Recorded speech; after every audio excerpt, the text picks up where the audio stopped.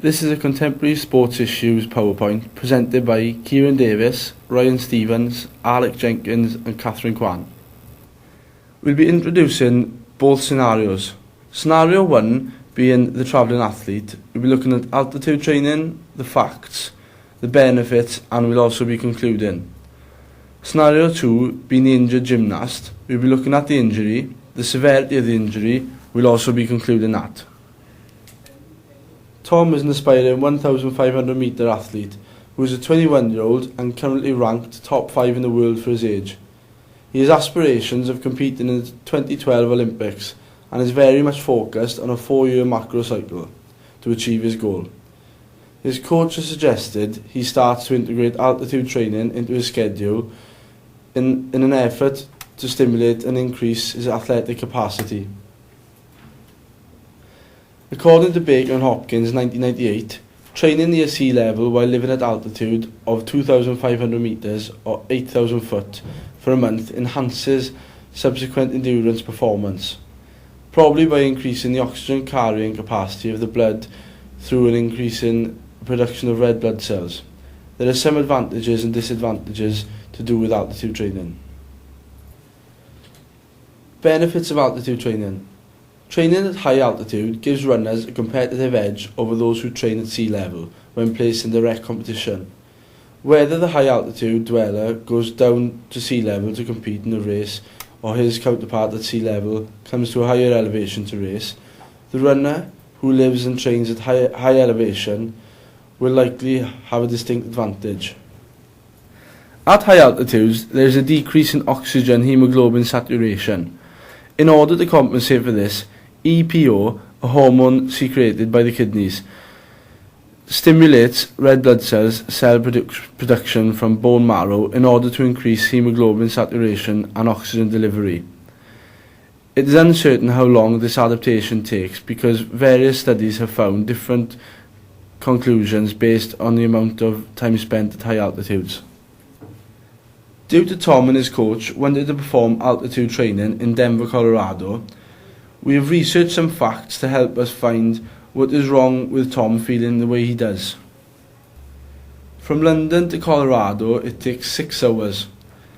The time difference is 7 hours. London to Denver, Colorado is 3,567.06 miles apart. High altitude refers to heights that are between 1,500 and 3,500 metres above sea level. Very high altitude is from 3,500 to 5,500 metres above sea level. Extreme altitude is from 5,500 to 7,500 metres above sea level. After looking at facts and information about altitude training, as a sports physician, I have come to the conclusion that Tom has altitude sickness. This has been enhanced by Tom's coach being very pushy in the process and giving him no time to climatise. Causes of altitude sickness. Have had altitude sickness before. Do strenuous activity or exercise at high altitude. Rapidly ascend to high altitude. Have a lung infection.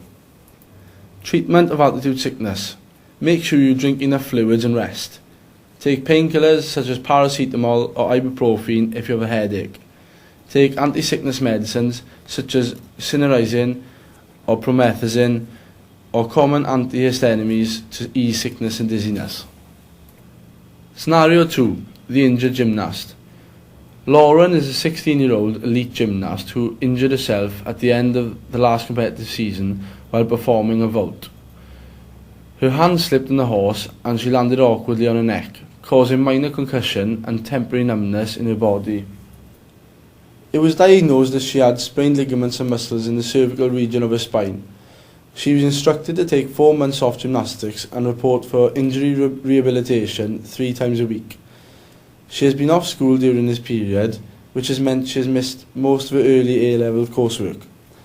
After diligently following this prescription for 2 months, against all medical advice, Lauren and her coach decided it was time to return to full training. Following her return to full-time training, she's finding it difficult to catch up and maintain a required level of schoolwork. It has become clear that she was very reluctant to attempt difficult vaulting moves. Lauren was finding it increasingly difficult to regain full fitness. She has become frustrated and unable to manage her fear of vaulting. Her coach, unaware of the potential risks and obsessed by the need to get Lauren back to competing, has become very aggressive and negative in his comments to Lauren. Severity of the injury. Pulled muscles generally take about 3 weeks to heal. A simple fracture can heal in 5 to 6 weeks.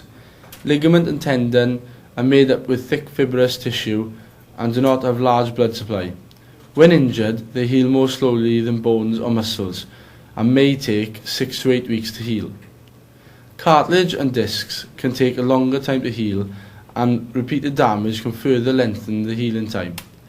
Extensive damage may require surgery, however, a reasonable estimate would be about 3 to 6 months. Conclusion.